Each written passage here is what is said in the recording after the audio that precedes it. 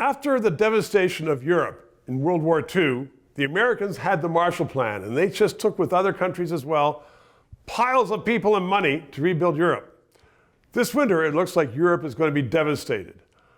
They don't have any energy, and they're lacking in food. Canada has piles of food and piles of energy. And Dan McTeague knows all about that because he was a Liberal MP for years and years, is in business right now. I put the point to you. Does Canada have an obligation to get rid of the wokeness about, emissions, and can we help Europe? We can, should, and can still do it, but it's not going to be easy. Okay, how can we do it? We can build an LNG. We can actually have an LNG export ready, LNG facility ready if we wanted to, using the Repsol facility in New Brunswick, probably in about 2 years.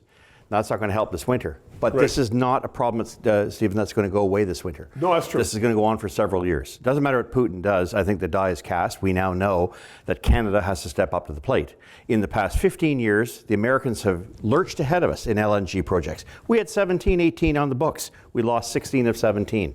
The Americans, in the meantime, built 9 or 10. Is there a way, if you were put in charge, is there a way we can, so we can do something in 2 or 3 years?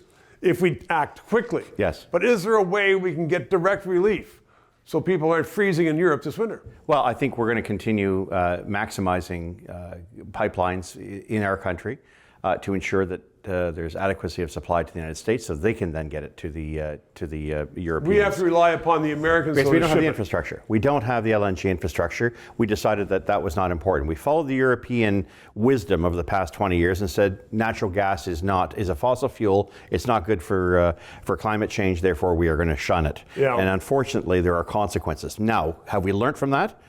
I would have thought that the Prime Minister of this country would have done that when he had the opportunity with Chairman Schultz 2 weeks ago. Yep. Instead, he turned around and mumbled something about something that hasn't happened yet, hydrogen, green hydrogen in the next 20, 30 years, which he thinks he can get a little bit in the next couple of months. Look, at the end of the day, the Germans are desperate for natural gas that doesn't come from Russia. But the Germans have changed their tune as well. They were nuclear, against their nuclear plans. Now they're saying, well, we're going to have to bring these things back into shape, and they do want LNG. And Britain is activating its North Sea. Sure it is. And you can build those facilities in Europe to receive the LNG. But at the end of the day, if there's commitments already to Japan, to South Korea, to Asia, to the subcontinent, you're basically taking less supply and trying to get it into a particular part of the world that desperately needs it. There just isn't enough to go around yet.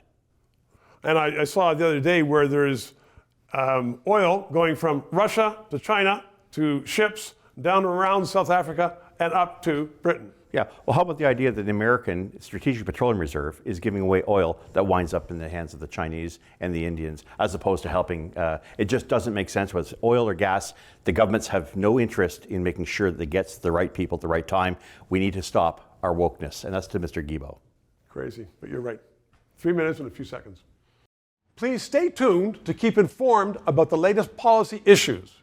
We all need to sharpen our game, because if we don't, we could end up with another Justin Trudeau government, and we don't want that. So please subscribe, tell your friends about the show, and if you can, PayPal, because that guy behind there, he wants to get paid. He does a very good job.